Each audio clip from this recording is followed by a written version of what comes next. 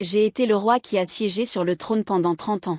Mon seul vœu avant de mourir était de choisir un enfant pour hériter de mon royaume. Mais je n'aurais jamais imaginé que mes 4 tentatives de réincarnation se termineraient par ma propre mort. La première fois, j'ai choisi le premier prince Jingyu, doué pour la vertu et le talent, mais il s'est poignardé devant moi. Père, un eunuque ne peut pas être empereur. La deuxième fois, j'ai choisi le deuxième prince Jingshen, célèbre pour ses mérites militaires, mais il s'est coupé les bras. Père, votre fils n'est pas doué. Comment peut-il gouverner le pays? La troisième fois, j'ai choisi le plus jeune des 3 princes, Jingan, mais il s'est tranché la gorge. Père, je suis incapable. La quatrième fois, j'ai regardé sans aide ma seule fille, Jingju. Notre grande dynastie Tang a déjà eu des femmes empereurs. Mes mots n'étaient pas encore finis qu'elle se précipita dans le cortège du mariage. Affirmant qu'elle voulait être une otage dans un autre pays, elle est morte de frustration. Je n'ai jamais pu comprendre pourquoi mes 4 enfants refusaient d'être empereurs. J'ai supplié le ciel de me donner une autre chance de me réincarner, de recommencer. Je suis revenu 1 mois avant ma mort. Je dois comprendre la raison derrière tout ça. Votre Majesté, votre espérance de vie approche de sa fin, il ne vous reste peut-être qu'1 mois. Les paroles du médecin impérial résonnèrent à mes oreilles, et mon cœur se serra. Ce n'est qu'alors que j'ai réalisé l'étonnement et que j'ai fui le palais impérial pendant la nuit. Il ne me donna même pas une demi-chance de me renseigner sur la cause. Pour cette affaire, j'ai 30 jours complets. Je dois absolument découvrir la vérité et comprendre pourquoi ils détestent tous le trône. En réfléchissant à cela, j'ai immédiatement ordonné au grand eunuque de faire venir les 4 princes et princesses au grand hall. En balayant du regard les 4 personnes alignées côte à côte, j'ai dit avec affection. Ce qui me pèse le plus dans cette vie, c'est le vaste royaume de notre grande dynastie Tang. A-t-il parmi vous quelqu'un qui souhaite hériter du trône? J'ai posé la question trop directement. J'ai fait une pause, puis j'ai ajouté, s'il y a un candidat approprié. Osez le dire hardiment. Dès que les mots ont été prononcés, le premier prince s'est avancé. Il s'inclina et dit, Père, votre fils, Jingeer, peut gouverner le pays avec ses compétences littéraires et diriger les armées avec ses compétences militaires. C'est le meilleur choix pour vous. À peine avait-il fini de parler que le deuxième prince, le visage rouge de colère, l'interrompit précipitamment. Grand frère, je crois ne t'avoir jamais offensé. Pourquoi m'aides-tu de cette façon? Le premier prince répondit calmement, Père, monter sur le trône et régner sur le monde, quelle gloire! Comment peut-on dire que c'est te nuire? Pourquoi toi-même ne veux-tu pas être empereur? Voyant que les deux allaient se disputer au grand hall, j'ai frappé lourdement la table. Le deuxième prince a alors calmé sa colère et s'est incliné. Père, je suis vraiment incapable, je ne peux pas vous aider. Parce que j'ai juste attrapé un mot intrigant, il a dit qu'être empereur était un grand mal, mais avec seulement cet indice. C'est encore trop mince, alors j'ai tourné mon regard vers le troisième prince à côté. Troisième prince, comment vas-tu? Bien que le troisième prince soit jeune, son ambition n'est pas petite. L'essai sur la gouvernance qu'il a écrit. L'auto-extermination est encore dans ma mémoire. Je ne m'attendais pas à ce qu'elle lève les yeux et regarde la 4e princesse sur le côté et dise calmement. Puisque les 2 frères aînés n'ont pas le cœur, autant laisser la 4e sœur devenir le dragon. La 4e princesse a entendu. Elle est soudainement tombée à genoux, le visage pâle, et a frappé sa tête à plusieurs reprises. Père empereur, je suis une femme, je n'ose pas faire une chose aussi rebelle. Le 3e prince a ricané. Il y a eu des précédents de femmes dirigeant le pays dans notre dynastie. La 4e princesse avait les yeux rouges de colère. Ma voix est devenue un peu hésitante. Ma façon de gouverner est différente de la vôtre. Si tu parles sans discernement, je te suivrai dans la mort. Voyant que la situation évoluait, elle glissait pas à pas vers la situation cauchemardesque de la vie précédente. Je suis choquée. Aucun de vous ne veut vraiment hériter du trône? Je ne suis pas qualifiée. Cette fois, les 4 ont dit d'une seule voix, sans aucune dispute. Je me suis juste tordu la tête de douleur, et je leur ai fait signe de se retirer. Seul le premier prince est resté. Mon regard est tombé involontairement sur la taille du premier prince. Une vague de chaleur s'est propagée dans mon corps. Il avait peur de la douleur depuis qu'il était enfant, même le simple coup de pied de cheval qu'il pratiquait. Il ne pouvait pas supporter la douleur et l'engourdissement des 4 membres. C'est aussi pour cela que je ne lui ai jamais forcé à aimer. Mais après avoir beaucoup réfléchi, je ne m'attendais pas à ce que dans sa vie précédente, pour refuser le trône. Il s'est même enfui et s'est frappé lui-même. La douleur de cette blessure d'auto-infligée était poignante. Dans cette vie, je ne veux plus jamais en être témoin. Qingyu, sais-tu pourquoi? Pourquoi je suis déterminée à ne pas hériter du trône? Il a fait semblant d'être confus. Il fronça les sourcils. Son expression était plus affligée que moi. Je suis aussi perplexe à ce sujet. Le trône suprême, détenant le pouvoir absolu. Alors veux-tu t'asseoir à cette place? Son visage est soudain devenu pâle. Il est tombé à genoux. Père empereur. S'il vous plaît, ne me punissez pas. Je suis incapable et je n'ai pas les qualifications pour être empereur. Je te dis calmement, tu es mon fils. Je dis que tu peux, et tu peux. Tu as dit tout à l'heure. Tant que tu monteras sur le trône, tu auras tout ce que tu veux. Qu'est-ce qui te préoccupe encore? Te souviens-tu de Liu Laofu? Ses yeux se sont soudainement obscurcis. Son expression. Il se souvenait clairement de ce regret au plus profond de son cœur. Il y a 3 ans. Il s'est agenouillé devant moi et m'a supplié de publier un décret. Non seulement je l'ai assigné à résidence. L'édit impérial ordonna de renvoyer cette veuve au couvent. En un clin d'œil, 3 années s'écoulèrent. Mais je savais au fond de moi qu'il n'avait jamais eu de pensée déplacée envers cette femme. Sinon, il n'aurait pas attendu jusqu'à 32 ans sans vouloir se marier. Il y a encore une possibilité de revenir sur cette décision. Tant que tu accepteras de monter sur le trône, tout ce qui est sous le ciel sera sous ton contrôle. À ce moment-là, que tu veuilles la nommer impératrice ou concubine de haut rang. Ce ne sera qu'une de tes paroles. En entendant ma promesse, une lueur apparut dans ses yeux. Il comprit immédiatement et son ton devint plus insistant. Si tu signes l'édit, je le publierai immédiatement pour la faire sortir du couvent. Je présiderai personnellement à votre mariage. Le souverain ne ment pas. Son expression devint soudainement sévère. Il n'y eut pas la joie exubérante que j'attendais, au contraire, son visage se décomposa. Le prince Shen prit la parole. Père, es-tu devenu fou? Shen est un noble prince. Comment peut-il épouser une veuve? Il ment. Ce ne sont certainement pas ses véritables intentions. Quelle est la raison qui le pousse à préférer voir celle qu'il aime passer ses années à méditer au temple Qingdeng, plutôt que de monter sur le trône le plus suprême? Alors que je voulais le persuader à nouveau, il prit la parole le premier. D'un ton résolu, Père, inutile de le forcer davantage. Je n'ai sincèrement aucune envie de ce trône. Le regardant s'éloigner, le deuxième prince entra dans le palais sous la conduite des eunuques. Je n'avais plus la patience de tourner autour du pot. Allons droit au but. Shen. Te souviens-tu de la raison pour laquelle tu as combattu sur le champ de bataille toutes ces années? À ces mots, son visage devint soudainement grave, ses yeux légèrement rougis. D'une voix rauque, il répondit, ma mère souffre dans le palais froid depuis 10 ans. Le plus grand souhait de ma vie est de pouvoir me réunir avec ma mère. Autrefois, la mère de Shen, la concubine 11, après avoir été accusée d'avoir comploté pour assassiner l'impératrice, a provoqué la colère de l'empereur et fut envoyée au palais froid. Cela fait maintenant 10 ans. La concubine 11 d'aujourd'hui, bien que vivante, est devenue délirante. Elle divague, ne disant qu'une chose toute la journée, je suis innocente. Je fis un signe au chef des eunuques. Peu de temps après, l'eunuque amena la concubine 11, émaciée et tremblante. Elle ne me reconnut déjà plus. Elle serra violemment Shen dans ses bras, le prenant pour moi, et dit en sanglotant. Empereur, je suis vraiment innocente. On m'a piégée.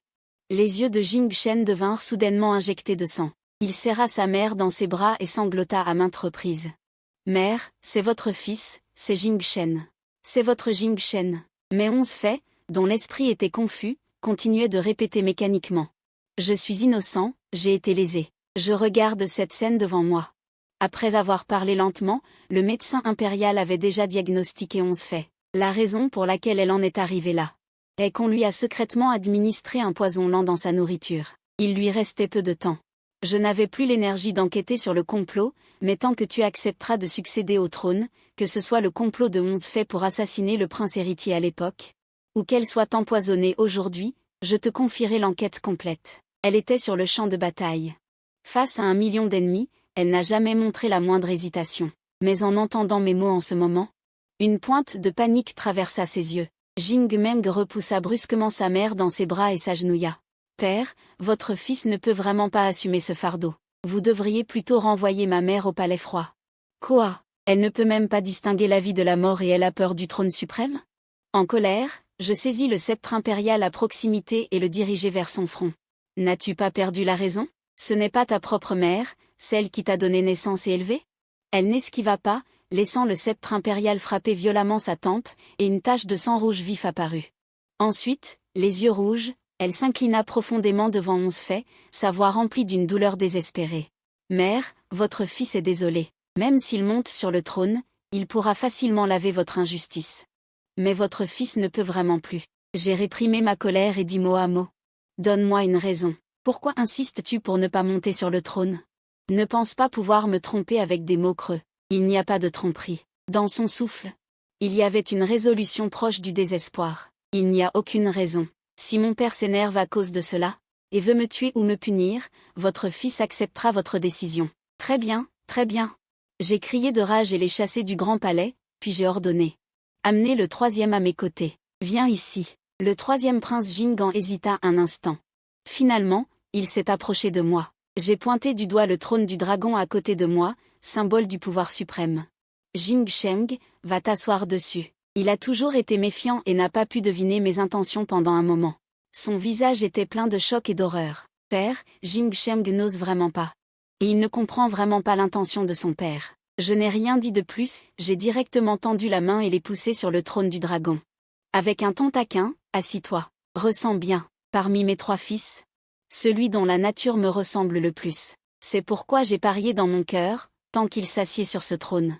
Cette soif de pouvoir en moi a été complètement attisée. Comme prévu, en quelques instants, une lueur semblable est apparue dans ses yeux. J'avais raison, il est vraiment, parmi les 4, celui qui désire le plus ce trône. Son traité sur la gouvernance du pays, qu'il a refusé à plusieurs reprises, contenait toutes les excellentes stratégies pour gouverner le pays qui sont maintenant bien appliquées. Dommage qu'en raison de la forte opposition de tous les fonctionnaires de la cour, elle n'ait finalement pas pu être mise en œuvre. L'année suivante, il a de nouveau soumis plusieurs nouvelles propositions de réforme pour renforcer le pays et le peuple, mais elles ont toujours été bloquées par une résistance considérable.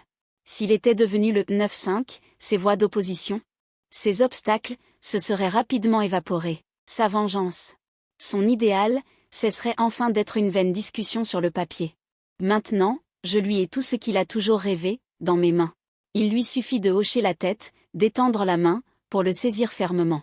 Face à une telle tentation, son regard est devenu progressivement flou, et sa voix empreinte d'une certaine torpeur. Père empereur, en montant sur ce trône, puis-je vraiment obtenir tout ce que je veux? Bien sûr, je vais demander au gentilhomme de m'apporter une robe impériale neuve et la lui déplier devant lui, en essayant de le pousser encore. Tant que tu accepteras de porter cette robe impériale, je démissionnerai immédiatement et te confierai cet empire de 10 000 lits. Alors, tu pourras librement mettre en œuvre tes réformes. Sous le ciel entier, personne ne pourra résister à la tentation du pouvoir, surtout lui. Mais j'ai finalement mal calculé. Dès qu'il a vu la robe impériale jaune vif, son visage a viré au blanc. Il a brusquement relevé la tête du dragon, dans sa panique, il a directement roulé en bas des marches. Il est tombé misérablement, mais a continué à crier à plein poumon, « Père empereur, mon fils ne le peut pas, il ne le peut absolument pas, mon fils mérite la mort. » Ce traité sur la gouvernance du pays, ainsi que les propositions de réforme, ont tous été plagiés par votre fils dans les vieux livres. Votre fils n'est qu'un charlatan qui se fait passer pour un savant, il n'a aucune capacité pour assumer la lourde responsabilité de restaurer le grand empire Tang. C'est vraiment incroyable. J'ai combattu dans le nord et le sud, j'ai travaillé dur, pendant 30 générations, pour créer cet empire prospère et pacifique. Maintenant, s'ils montent sur ce trône, ce ne sera que pour tenir audience chaque jour et passer leur temps dans les concubines de l'arrière-cour. Et pour les dépenses de la famille impériale. Une vie aussi facile et confortable, il la fuit comme la peste. J'ai utilisé la coercition, l'intimidation et toutes sortes de stratagèmes, mais en vain. De quoi ont-ils si peur? Se pourrait-il qu'ils soient vraiment possédés? Voyant ma colère, le troisième fils se releva avec difficulté, s'enfuyant à toutes jambes, criant encore fort, « Père empereur !» Et je pars tout de suite chercher la sœur Jingxian, les aînés. Une demi-heure passe en un clin d'œil. La princesse Jingxian n'est pas venue. Même le troisième n'a pas donné de nouvelles. Le commandant du palais s'est cogné la tête, couvert de panique, et s'est agenouillé par terre. Sa voix tremblait légèrement. « Je rapporte à votre majesté, la princesse Jingxian. » Qu'est-ce qui lui est arrivé? J'ai eu un choc et j'ai demandé d'une voix forte. Il a dit, en tant que princesse de la grande dynastie Tang, elle est partie pour soulager les soucis du pays. Elle a donc revêtu sa robe de mariée, monté un cheval rapide seule et s'est rendue chez les Xiongnu. Pour demander volontairement un mariage. Quoi? Je n'en croyais pas mes oreilles. Comment a-t-elle pu prévoir cette étape? J'ai immédiatement donné l'ordre, rapide. Envoyez vite quelqu'un la rattraper et dites-lui que je ne le forcerai plus à hériter du trône. La parole du général est sacrée. Un matin, j'ai à nouveau convoqué les 4 dans le palais. En regardant leurs 4 visages livides comme des fonds de marmite, j'ai pris une décision, j'ai convoqué tous les médecins impériaux. Vite, examinez bien les 4, voyez s'ils sont possédés ou empoisonnés. Les visages des 4 sont devenus de plus en plus laids, mais ils ont quand même enduré. En coopérant avec les médecins pour l'examen, après l'examen, tous les médecins sont parvenus à la même conclusion. Les 4 princes et princesses sont en bonne santé et n'ont aucune anomalie. J'ai soupiré de soulagement. Tant mieux si leur corps va bien, puisque vous n'avez aucun désir pour le trône. Donnez-moi au moins une raison valable. Les 4 ont baissé la tête et tremblé, silencieux. J'ai agité la main sans pouvoir m'en empêcher et j'ai continué. Laissez tomber, laissez tomber. Le pays ne peut rester sans souverain un jour. Puisque vous refusez tous d'être empereur, alors dites-moi. Qui voulez-vous voir monter sur le trône? En entendant cela, les 4 se sont regardés. Puis ils se sont mis à crier à la volée. Tu y vas. Si tu y vas, c'est toi qui y vas. Je préférerais mourir plutôt que d'accepter. Même un chien ne voudrait pas être cet empereur. Encore cette scène. J'ai senti une bouffée de sang et de puits monter dans ma poitrine, et j'ai soudain craché une bouchée de sang. Les 4 ont été instantanément choqués, leur visage affichant une inquiétude uniforme. Ils ont demandé d'une voix forte, « Père empereur. Vous allez bien ?» Les médecins se sont approchés et m'ont donné une pilule pour me calmer. Les 4 étaient en bonne santé et ont soupiré de soulagement ensemble.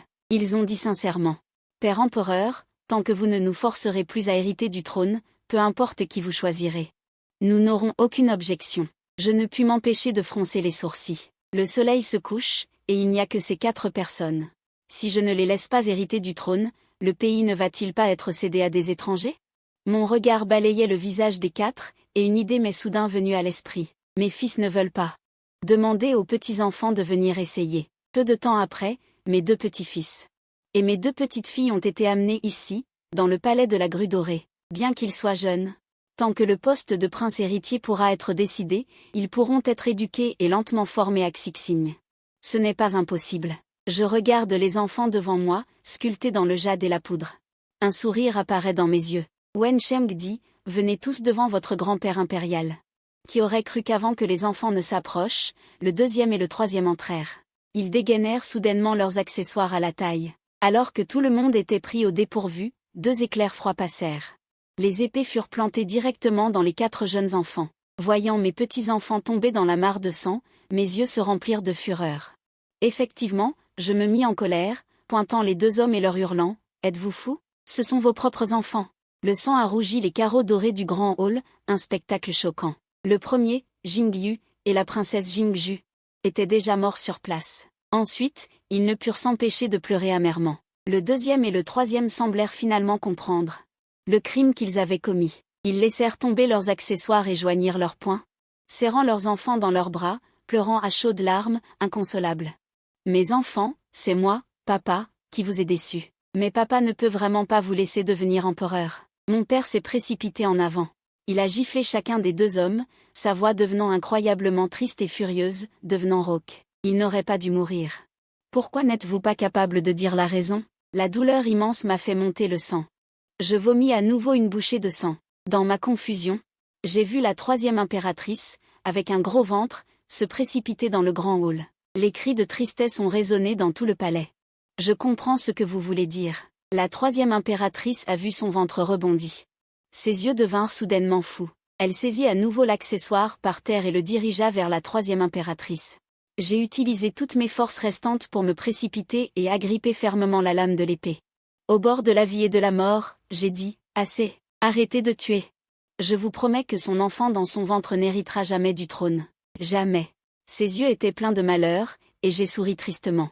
L'obscurité a enveloppé, puis une autre obscurité. Je me suis complètement évanouie. Quand je me suis réveillée, j'ai vu mes 4 enfants m'entourer au chevet de mon lit. Leurs expressions toutes solennelles. Je n'avais pas encore oublié la tragédie sanglante d'avant, mes yeux rouges fixant le 2e et le 3e. D'une voix rauque, j'ai demandé, « Comment vont les enfants ?» Le 2e et le 3e baissèrent la tête, silencieux. Jing Kan ne put s'en empêcher et se mit à pleurer au chevet de mon lit, sanglotant amèrement. Les médecins ont fait de leur mieux pour les sauver, mais ils ne se sont pas réveillés. Mon cœur suspendu s'est un peu allégé. Si elles ne sont pas mortes, il y a encore de l'espoir. Tant qu'elles sont en vie, tout a encore une marge de manœuvre. Je ne peux que mettre temporairement de côté l'affaire de Célie et de l'armée, peu importe comment les ministres de la cour se disputent. Après tout, il n'ose pas être trop présomptueux devant moi. En repensant au passé, je réalise combien je dois à ces 4 enfants. Je l'ai donc immédiatement ordonné de ramener Liu Shi, qui se trouvait dans le couvent, à la capitale. En voyant Liu Shi se serrer dans les bras et s'embrasser, mon cœur s'est soudainement éclairci. L'un volait, l'autre volait, c'est juste un amour mutuel. Ils veulent passer leur vie ensemble. Pourquoi devrais-je les séparer pour la soi-disant dignité royale? Alors, j'ai personnellement décrété leur mariage et présidé leur cérémonie. Sur la scène de la cour, chaque ministre qui osait se présenter pour s'y opposer, la première fois je les prévenais, la deuxième fois je donnais directement l'ordre. Jam Kui a été expulsé du palais et décapité. Mon fils veut épouser une veuve, et j'ai accepté. Comment osez-vous refuser? Cette phrase refoulée depuis longtemps s'est enfin échappée. J'ai senti le poids dans mon cœur s'alléger considérablement. Ce n'est qu'à ce moment-là que j'ai vraiment réalisé combien j'avais fait de choses ridicules au fil des ans pour cette insaisissable dignité royale et pour la soi-disant stabilité du royaume. Les forcer à abandonner ce qu'ils aiment vraiment, les forcer à apprendre ces méthodes de gouvernance ennuyeuses et monotones. Leur imposer de force des femmes qu'ils n'aiment pas, et même ne pas leur donner l'occasion d'accompagner leur propre mère. J'étais moi-même une personne froide et insensible, mais je les ai forcés à devenir comme moi, froid et impitoyable. Être un empereur comme ça, quel est le sens? En regardant le regard heureux sur le visage du premier prince, je me suis soudainement rappelé qu'à mon jeune âge, j'avais aussi aimé une fille. C'était quand j'avais 14 ans, je crois. J'ai oublié son apparence, mais je me souviens seulement que quand elle souriait. Elle avait 2 fossettes peu profondes sur ses joues et une petite dent de cochon espiègle au coin de ses lèvres. Mais elle n'était finalement qu'une reine ordinaire de la famille Meng. En raison de la différence de statut entre nous, cette émotion naissante a finalement dû se terminer sans suite. Heureusement, au moins mon premier prince a finalement pu être avec la fille qu'il aimait. En fait, après ce jour-là, je n'ai pas renvoyé 11 faits au palais froid. Je ne suis pas une personne si froide et insensible. Sachant que 11 faits avaient été empoisonnés en secret, j'ai continué à ordonner au bureau impérial de médecine de tout faire pour la sauver. Sous mes arrangements, le deuxième prince a pu revoir sa mère. Cette fois, sans aucun déguisement ni barrière, il a serré sa mère dans ses bras et a pleuré comme un enfant perdu. Cette scène m'a fait penser à lui quand il avait 10 ans. Cette année-là, 11 faits a été emprisonné au palais froid pour le crime de complot contre la famille royale. Il a aussi pleuré. Son visage était couvert de larmes. Tant d'années ont passé. Son intention initiale n'a jamais changé. Sa mère est toujours sa faiblesse, et la personne la plus authentique de sa vie. Mon cœur a été changé pour mon enfant, si filiale. Même si elle ne peut pas hériter du trône, je lui ai donné le plus grand pouvoir et lui ai permis de mobiliser toutes les forces du palais pour enquêter sur les responsables cachés qui ont piégé Xifei à l'époque. Pour qu'ils puissent, mère et fils, apaiser la douleur de la nostalgie de ces années, je me suis retournée et suis partie sans un bruit. Sous l'accompagnement des eunuques, je me suis retrouvée, sans m'en rendre compte, sur le toit du manoir du 3e prince. Le 3e prince veillait toujours au chevet des 2 enfants, les yeux injectés de sang, les larmes coulant silencieusement. Il murmurait sans cesse, répétant « Papa vous a fait du tort. Papa est inutile, vraiment inutile. Papa n'a finalement pas pu protéger tout le monde. » J'ai toujours pensé que je connaissais assez bien le 3e prince. Mais à ce moment-là, j'ai commencé à découvrir que le 3e prince n'était pas du tout ce que j'imaginais. Ses ambitions n'ont jamais été la recherche du pouvoir suprême, mais il pensait naïvement que seule la protection de mon pouvoir pouvait protéger tous ceux qu'il voulait protéger. Il se souciait du peuple. Mais il était finalement trop doux. Une personne douce ne peut finalement pas devenir empereur, même s'il est sage et plein de bonnes intentions. J'ai fait signe à l'eunuque à côté de moi et lui ai demandé à voix basse, à l'époque, lorsque le 3e prince s'est rendu dans le sud pendant la catastrophe, qu'est-il arrivé? Y a-t-il eu des circonstances cachées? L'eunuque s'est incliné et a répondu, en répondant à votre majesté, à l'époque, le 3e prince, à lui seul, a sauvé les habitants d'un village, plus de 500 personnes. Cette inondation a été dévastatrice, avec des dizaines de milliers de morts. Ce village était situé au centre de l'inondation. Logiquement, il était impossible de sauver tout le monde. À l'époque, je pensais qu'il avait prédit la catastrophe à l'avance et avait conduit les villageois à se déplacer à temps. C'est pourquoi ils ont été sauvés. Mais en y pensant maintenant, s'il avait vraiment une telle capacité extraordinaire, alors il n'aurait pas sauvé seulement ces 500 personnes. Il a échangé son trône contre la vie de ces 500 personnes. Il n'a même pas hésité à sacrifier ses 2 enfants. Même au sommet du pouvoir, tant que nous sommes faits de chair et de sang, nous ne pourrons jamais ressusciter les morts ou changer le destin. Je regardais le dos émacié du troisième prince et murmurais dans mon cœur, ne t'inquiète pas, les enfants, tout ira bien. Après avoir quitté le manoir du troisième prince, je suis retournée au manoir de Jingxian. Elle n'a que 16 ans cette année, l'âge où l'amour commence à éclore. Ses 4 amants sont toujours dans le coma. Elle se cachait sous la couette, pleurant à chaudes larmes, et n'a même pas remarqué mon arrivée. J'ai doucement soulevé la couette. Elle m'a regardé en levant la tête et s'est immédiatement jetée dans mes bras, les larmes aux yeux. En sanglotant, je lui ai demandé à mon père, « Mon Seigneur, vont-ils vraiment se réveiller ?» J'ai secoué la tête.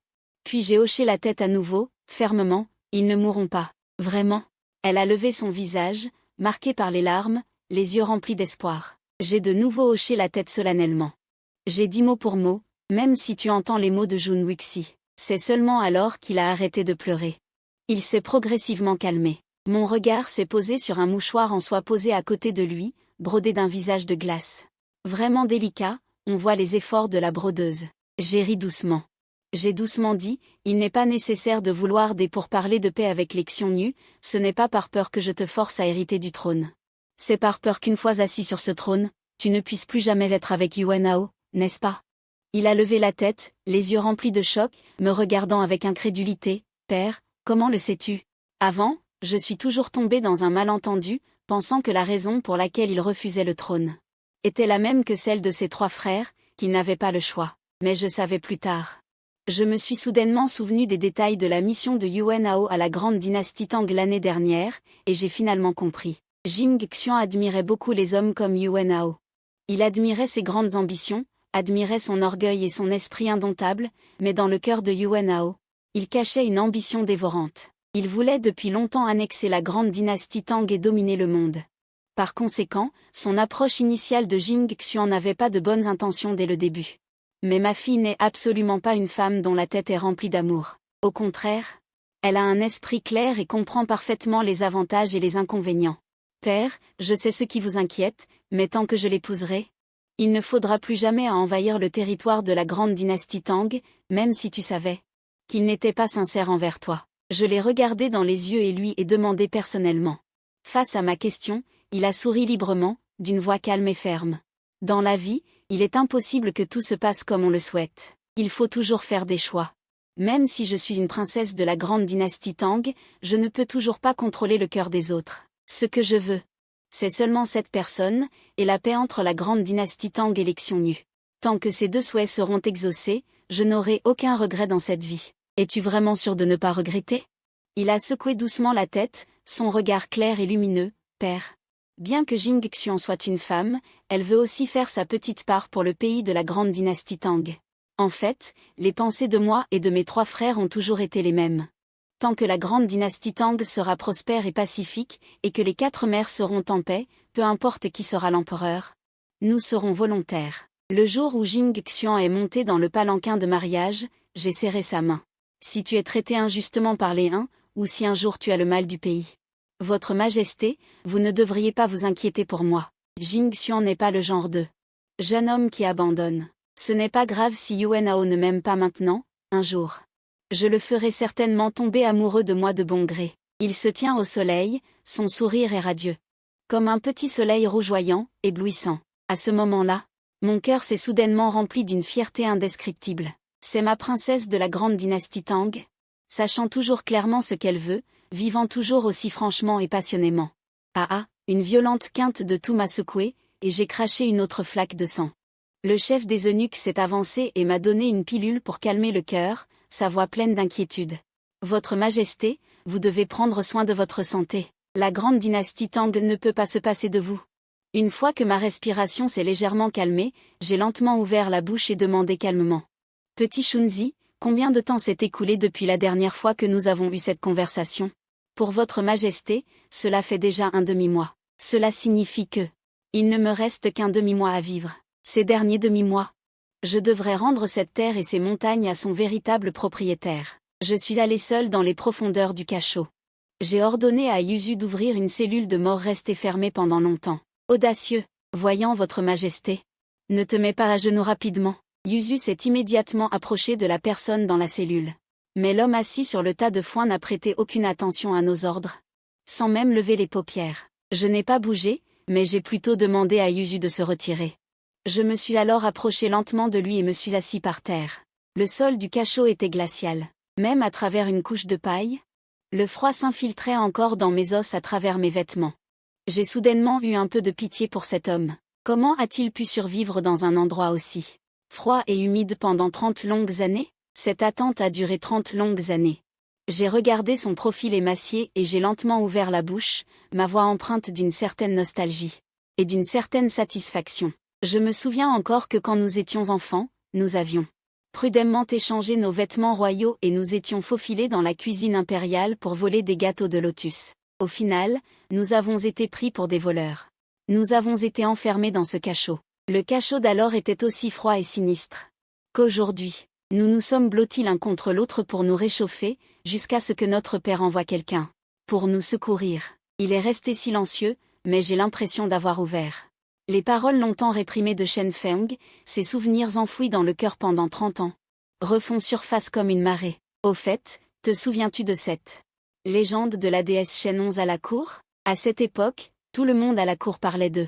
Quiconque avait la chance de voir la déesse Shen 11 pouvait échanger sa chose la plus précieuse pour réaliser son souhait le plus cher. Ce n'était jamais une belle légende vaine.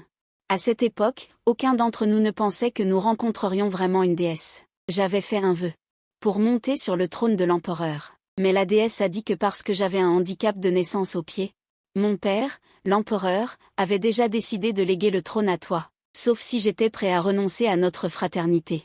Donc, après que je sois devenu empereur, tu as été enfermé ici par moi, enfermé pendant 30 ans entiers. Cette vie d'empereur de 30 ans n'a pas été heureuse pour moi. Concentré sur les désirs, cela avait érodé la pureté de mon cœur et m'avait fait oublier complètement cette légende, oublier ce frère que j'avais emprisonné dans la fosse, jusqu'à ce que je voie de mes propres yeux 4 personnes qui, pour protéger les vraies relations dans leur cœur et le monde, étaient prêtes à renoncer au trône qu'elles pouvaient obtenir facilement. Alors je me suis soudainement rappelé tout cela. Ce trône ne m'a jamais appartenu. Je ne suis qu'un petit voleur méprisable, un petit voleur qui a volé le trône de mon frère. Un petit voleur odieux. J'ai baissé les yeux vers mes 2 pieds, non blessés. Mes yeux se sont soudainement remplis d'humidité, des larmes brûlantes coulant sans contrôle. Mon cher frère, à l'époque, il avait échangé le trône contre le vœu à la déesse pour me rendre mes 2 pieds sains. 30 ans plus tard, j'ai finalement révélé ce secret longtemps caché. Dès que les mots sont tombés, la robe du dragon ornée de motifs de dragon, symbole du pouvoir impérial, s'est instantanément transformée en fragments et s'est dispersée dans le vent. La cicatrice sur ma cheville gauche, qui avait disparu depuis longtemps, est réapparue clairement. Une fois que le vœu de la déesse est révélé au public, tout ce qui a été falsifié reviendra à sa forme originale. Cette vie. La raison pour laquelle les 4 enfants ont refusé de dire pourquoi ils ont refusé le trône, la réponse est enfin révélée. Je ne suis plus empereur. Les eunuques et les gardes à l'extérieur de la cellule, tous tombèrent à genoux, saluant l'homme sur la pile de paille avec 9 prosternations et 3 courbettes. Le son ressemblant à un tsunami remplit toute la fosse. Vive l'empereur, vive, vive éternellement. Il a finalement réagi. Lentement redressé, s'est retourné et son regard est tombé sur mon visage.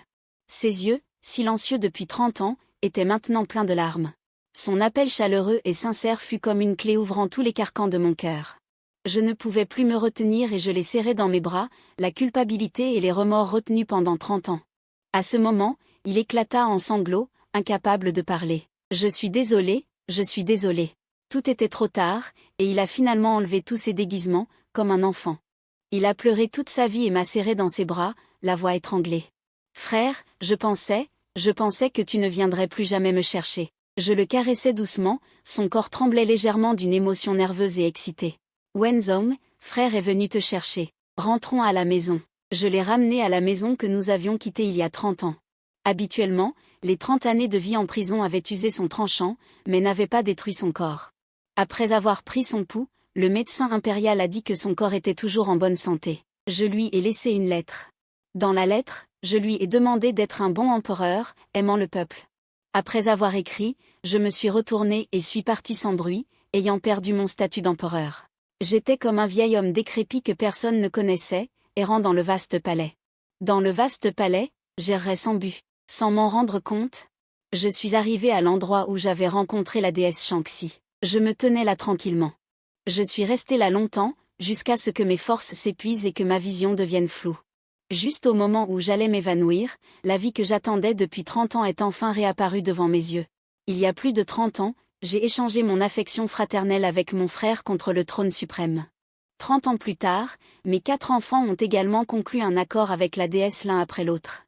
Le premier est mon fils aîné, qui a échangé son trône contre la sécurité de la médecin Liu Shi. Le second est mon deuxième fils, qui a échangé son trône pour une lueur d'espoir de survie pour sa mère en Afrique de l'Ouest.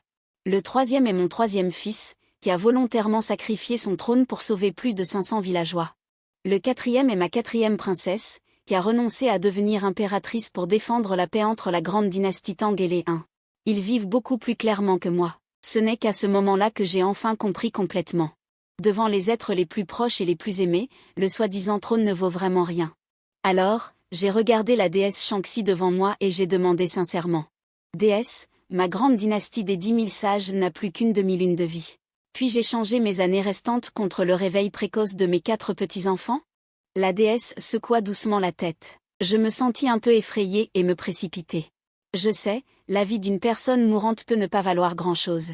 Mais je n'ai plus que cela pour le moment. Peut-être ai-je d'autres choses à échanger. Tant que c'est ce que la déesse désire, peu importe ce que c'est, je suis prêt à le lui donner de bon cœur. La déesse me regarda calmement et posa soudain une question, à cause des 2 frères.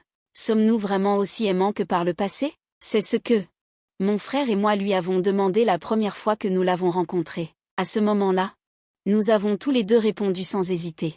Je ne sais pas pourquoi il a reposé cette question après toutes ces années, mais comme il y a 30 ans, j'ai répondu mot pour mot, avec une immense détermination, mon empereur, tu es le membre de ma famille le plus proche. Au moment où j'ai fini de parler, le paysage devant mes yeux est soudainement devenu flou. Quand j'ai rouvert les yeux, la déesse Shen 11 se tenait toujours devant moi, mais mes mains avaient rétréci considérablement. Elles avaient retrouvé leur taille de jeunesse. Grand frère, qu'est-ce que tu regardes? Une voix familière est soudainement venue de derrière moi. Je me suis retournée brusquement. Et j'ai rencontré une paire d'yeux clairs et brillants. C'était le jeune Wenzhong dans ma mémoire. Je n'ai plus pu me contrôler, je l'ai serré dans mes bras, la voix étranglée. Et j'ai répété sans cesse, c'est merveilleux, nous sommes de retour, nous sommes enfin de retour. Il était confus par mon étreinte, l'air perdu, visiblement. Il ne se souvenait pas des événements de 30 ans plus tard. À ce moment-là, la voix de la déesse Shen 11 retentit lentement, si tu veux faire un vœu, tu dois échanger ce que tu as de plus précieux. Wenzhong, sans aucune hésitation, leva les yeux vers la déesse. Avec une immense détermination, je dis, je veux échanger mon trône pour que grand frère retrouve ses jambes saines et sauves. Mes larmes ont coulé à flot, et j'ai désespérément secoué la tête, en criant, non, Wenzhong, ne fais pas ce vœu. Je ne veux pas du trône. Je ne veux pas non plus de jambes saines, je veux juste que tu sois en sécurité. Il s'est penché à mon oreille et a baissé la voix, avec un sourire un peu espiègle, disant clairement, grand frère, en fait, je t'ai menti. Le trône n'a jamais été ce que j'avais de plus précieux. La personne la plus réelle de ma vie a toujours été toi. Peu importe combien j'ai crié et essayé de l'arrêter, la déesse Shen 11 a doucement agité la main, réalisant son vœu. J'ai regardé ma jambe gauche qui retrouvait sa santé et j'ai levé la tête sans hésitation, en disant d'une voix forte à la déesse, je veux aussi faire un vœu. Je veux échanger mon trône pour que Wenzhong soit en sécurité et sans regret toute sa vie. Heureux et joyeux. Le temps passe, les années filent. En un clin d'œil, 30 années se sont écoulées. Ni Wenzhong, aucun de nous n'est devenu empereur. Nous sommes devenus les 2 princes les plus insouciants du Grand Tang. J'ai épousé cette fille de fermier qui souriait avec 2 fossettes. Avec elle, j'ai eu 4 enfants vivants et mignons. Jim Shen aimait écrire des histoires. Plus tard, j'ai réalisé ses souhaits, lui permettant d'épouser celle qu'il aimait tant. Jim Shen, qui maniait l'épée et le fusil, s'est engagé dans l'armée après avoir grandi, et a gardé les frontières. Pour protéger le Grand Tang, Jim Shen avait le monde à cœur, son traité sur la gouvernance. Et ses bonnes politiques de réforme ont été appréciées et utilisées par l'empereur actuel.